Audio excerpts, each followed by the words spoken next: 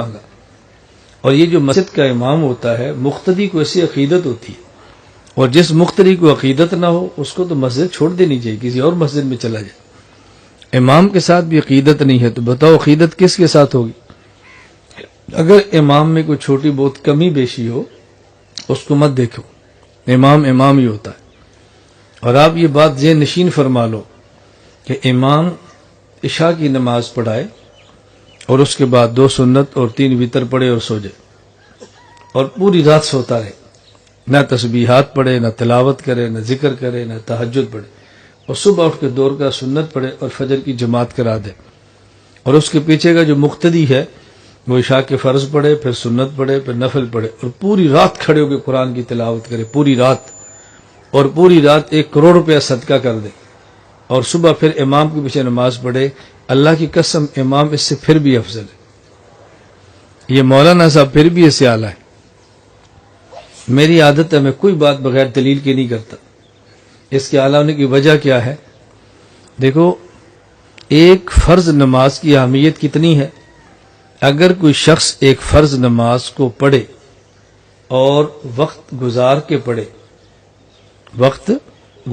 پڑھے تو پوری زندگی انسان نوافل پڑھتا رہے، یہ جو وقت گزار کے نماز پڑھی ہے اس کا تدارک نہیں ہو سکتا. اس کا معنی یہ ہے کہ 2 رکعت فرض یہ عمر بھر کے نفلوں سے افضل ہے. آدمی اگر 2 رکعت فرض پڑھ لے اور ایک طرف 2 رکعت فرض نہ پڑھے اور آدمی 2 لاکھ نفل پڑھ لے تو 2 رکعت فرض کی برابری نہیں ہو سکتی. تو فرض کتنے اعلیٰ ہوتے ہیں، فرض کا مقام کتنا زیادہ ہے.